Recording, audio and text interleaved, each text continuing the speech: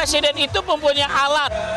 Ada BIN, ada Intel Polri, ada Intel Kejaksaan, ada BAIS. Cukup sudah. Jadi harus diketahui oleh presiden. Semua itu adalah diangkat oleh presiden. Maka informasi dia adalah priority. Dia mengerti bagaimana mengatasi peta Indonesia, mapping Indonesia, dan dia tahu solusinya. Nggak merasa itu bentuk campur tangan seperti apa? Itu hak presiden. Kita nggak ada beban. Oke? Baik, kembali lagi ke Bang Usman dan juga Mas Adi. Bang Usman, kalau kita dengar tadi dari PKS, tidaknya dari PKS ya, mengatakan bahwa tidak ada beban ya, itu memang Presiden pasti punya data intelijen. Nah, kenapa koalisi masyarakat sipil menyimpulkan Presiden Jokowi menyalahgunakan data intelijen untuk kepentingan politik? Karena kan punya, tahu kemana arah partai politik, tapi kan belum tahu, belum tentu menggunakannya untuk kepentingan politik Presiden. Ya, nah yang belum dipahami oleh mereka adalah bahwa badan-badan intelijen negara itu bukan alat Presiden, tetapi alat negara. Fungsinya untuk memberikan informasi kepada kepala negara sebagai pengguna tunggal, sebagai single user. Jadi bukan untuk konsumsi publik. Kalau untuk konsumsi publik namanya analisis politik, bukan analisis intelijen yang mengandung kerahasiaan, yang mengandung sumber-sumber yang mungkin tidak bisa diketahui oleh media massa atau dari media massa. Nah, hasil keluaran dari analisis intelijen tersebut dituangkan di dalam kebijakan publik di sektor keamanan nasional. Jadi misalnya untuk mendeteksi atau menciptakan sistem peringatan dini terkait dengan keamanan nasional. Saya ambil contoh keamanan dalam negeri maupun keamanan luar negeri. Keamanan dalam negeri misalnya diurus oleh Badan Intelijen Keamanan Polri, BIK, atau keamanan katakanlah luar negeri baik oleh Badan Intelijen Negara maupun dalam konteks perang atau tempur itu oleh Badan Intelijen Strategis. Tidak ada urusannya dengan kegiatan politik praktis dari partai-partai politik. Dalam Undang-Undang Nomor 11 tahun 2000, dalam Undang-Undang Nomor 17 tahun 2011, di sana dikatakan informasi-informasi intelijen yang digali itu adalah yang dilakukan informasi yang terkait dengan kegiatan seseorang atau kelompok orang yang terkait dengan tindakan misalnya terorisme atau separatisme atau spionase atau sabotase yang mengancam keamanan, kedaulatan, dan keselamatan negara. Jadi bukan kegiatan partai politik, apalagi internal partai politik. Saya ambil contoh lagi yang paling konkret. Hanya 2 pekan sebelum putaran kedua pemilihan presiden pada tahun 2004, terjadi peledakan kedutaan besar Australia. Di depan kedutaan Australia maksud saya. Itu tanggal 9 September. Pemilu pencoblosan itu tanggal 20 September.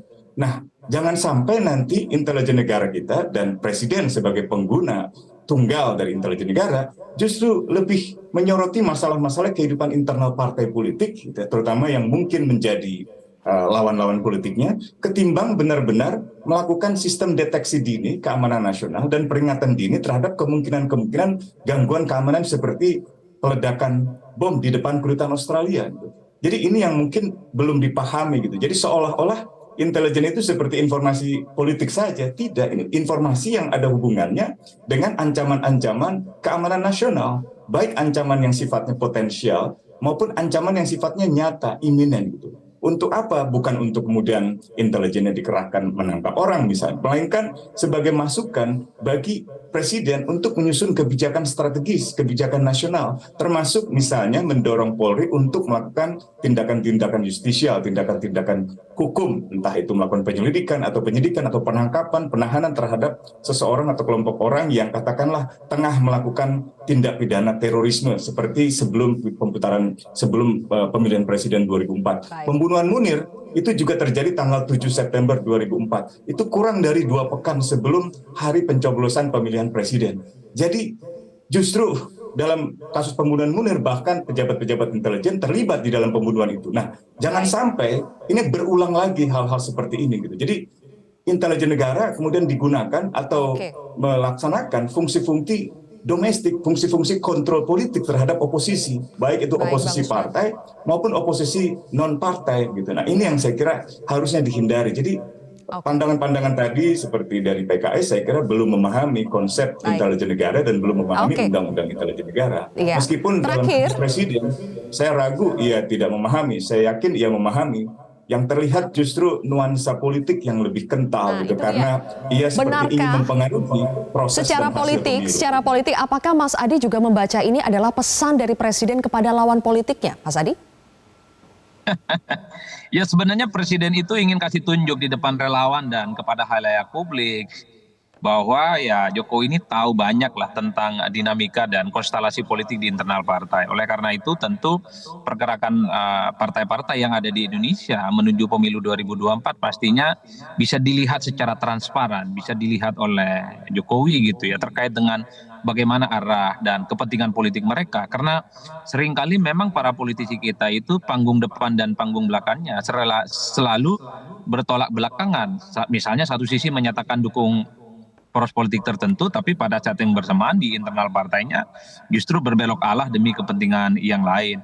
Ini ya kan yang sebenarnya ingin disampaikan secara terbuka oleh Presiden ya. Mbak Sylvia, bagi saya kalau Presiden tahu banyak tentang kondisi partai ya, saya kira semua orang sudah tahu ini. Ketua umum partai, semua orang di negara ini ya menganggap itu lumrah. Yang menjadi ramai itu karena memang ini kenapa disampaikan secara terbuka, seakan-akan bahwa Presiden ini kan ingin ngasih satu sinyalmen bahwa sebagai Presiden tentu saja Pak Presiden ini adalah orang yang cukup powerful, orang yang cukup paham yang cukup tahu bagaimana peta kepentingan politik ya menuju 2024 yang akan datang. Oleh karena itu pesan politik sederhananya adalah bahwa ya Jokowi sekalipun bukan ketua umum partai, tapi saya kira bisa menyaksikan dari dekat bagaimana kepentingan partai yang akan bertanding di 2024. Saya kira di situ petannya. Oke. Baik, kalau begitu kita lihat ya kemana ini sebetulnya tujuan Presiden menyampaikan hal tersebut. Terima kasih Mas Adi dan juga Bang Usman. Terima kasih sudah bergabung bersama kami di Prime Time News hari ini. Jelajahi cara baru mendapatkan informasi. Download Metro TV Extend sekarang.